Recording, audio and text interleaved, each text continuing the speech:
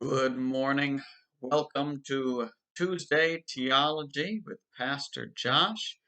Glad you could take a few minutes from the busyness of your day and join me.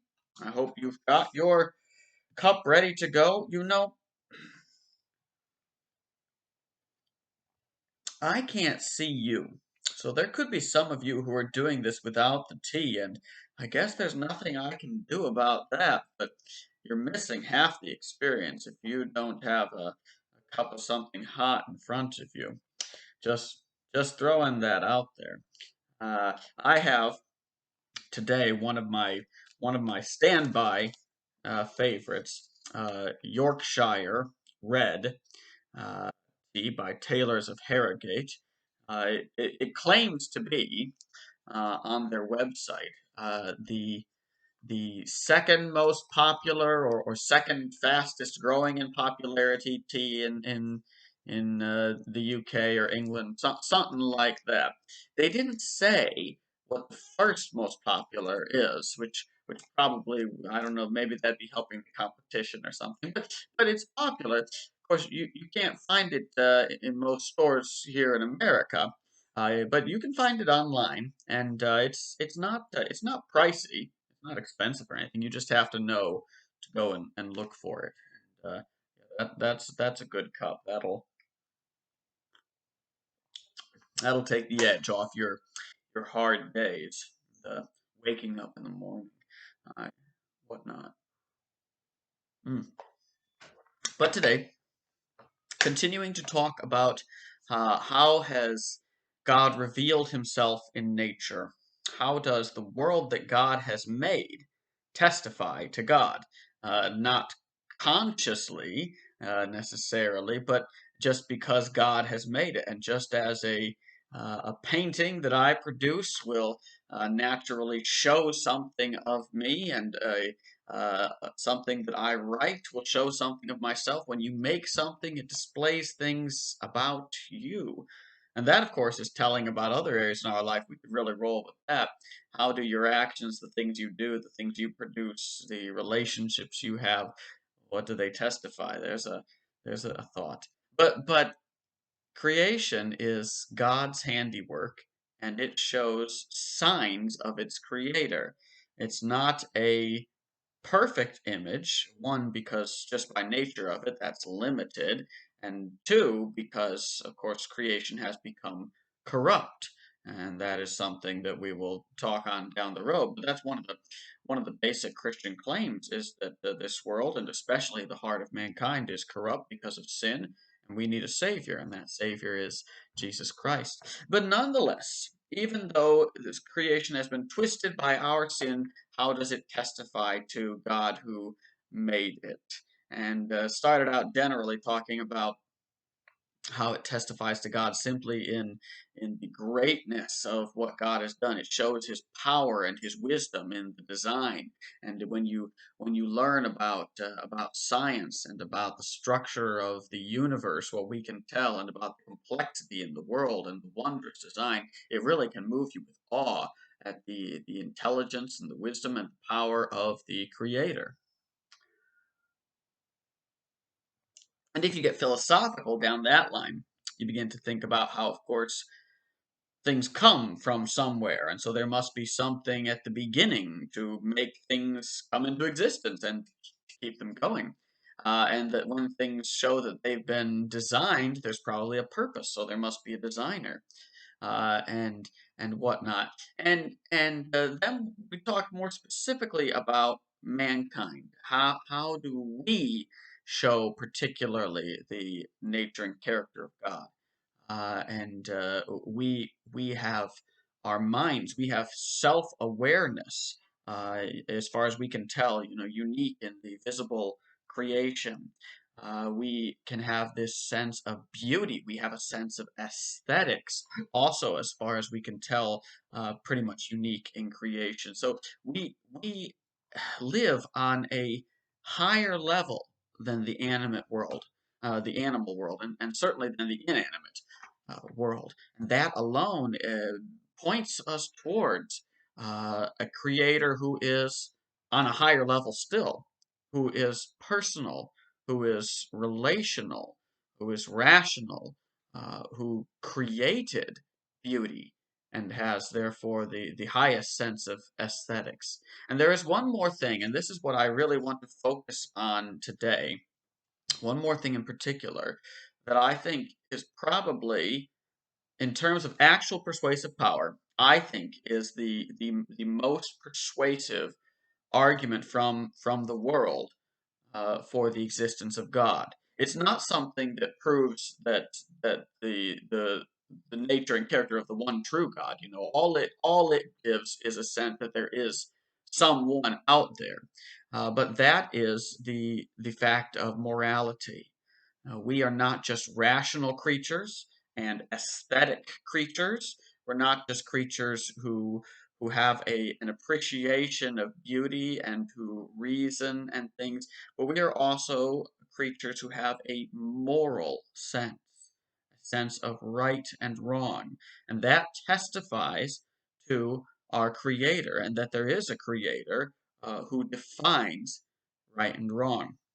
And let me follow that a little bit because there's a number of objections that might occur to you immediately, and I want to say what this says and what it doesn't. Mm, so good. One of the things that you might think when someone says that morality testifies to God is, yeah, but don't people have different moral standards, right? In some cultures, some things may be acceptable that in other cultures aren't. And in fact, in our culture, we have groups with radically different moral standards, and things pushing the boundaries. And there are changes. Things become acceptable that weren't acceptable before. Things that were acceptable before become unacceptable. So how can we say that this testifies to anything?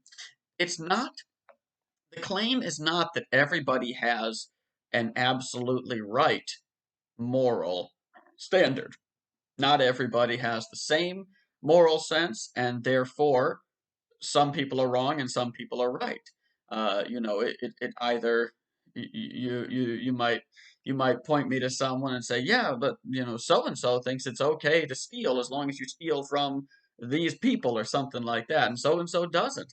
Well, either it's okay or it's not. One of them is right and one of them is wrong. So it's not that everybody's moral standard is correct, but the very fact that you acknowledge that there is such a thing as morality, that there is such a thing as right and wrong, even if we dispute about what exactly it is, but that there is such a thing as right and wrong, testifies to the reality of a maker, someone who establishes what is right and wrong.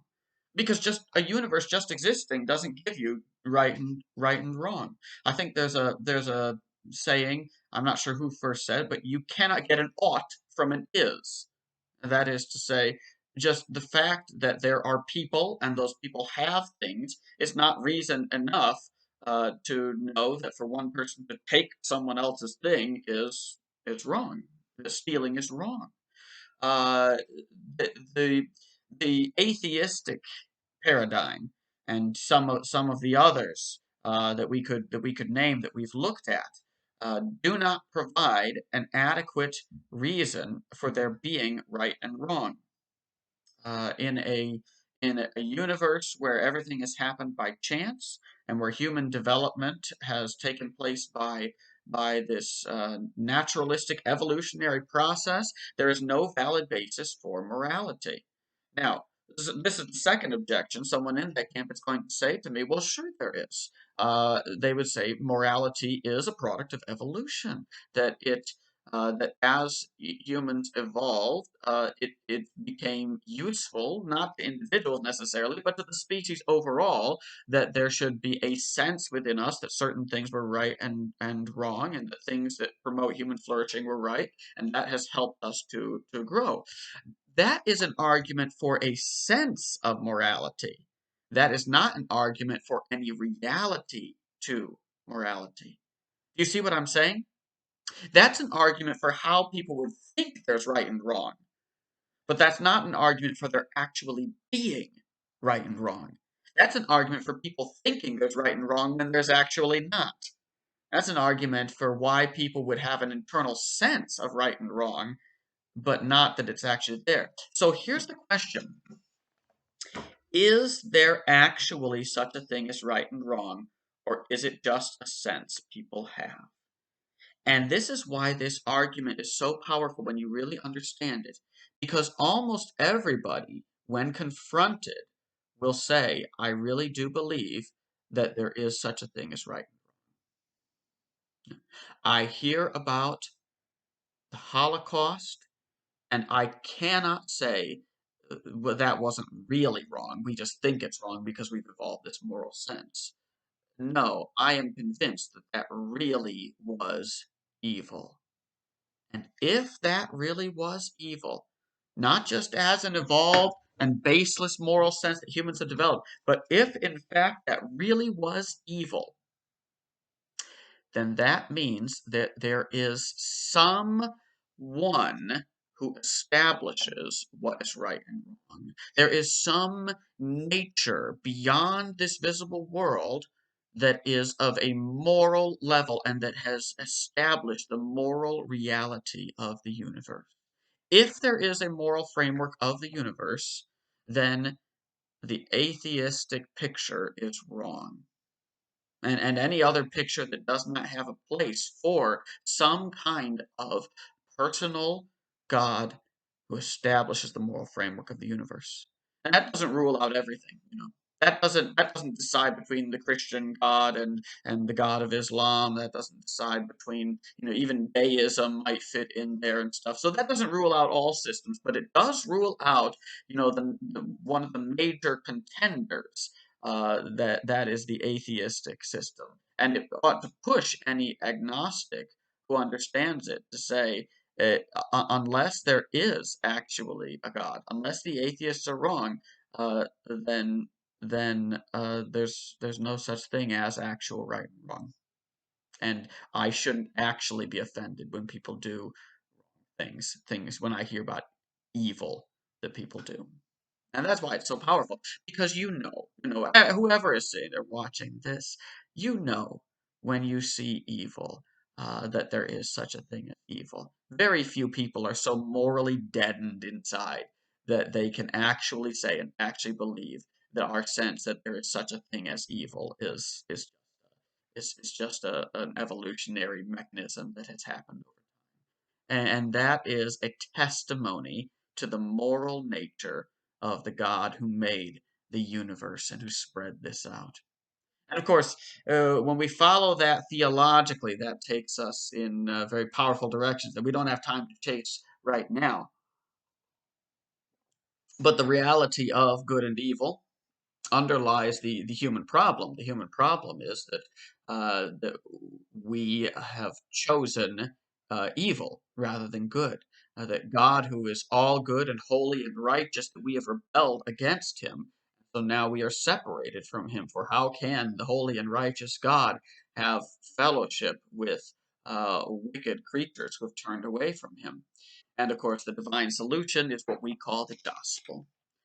God, who is holy and righteous, is so full of love that he sent his own Son to bear upon himself the penalty for our wickedness, so that if we believe in him, we can be forgiven and have life and enjoy fellowship with him forever.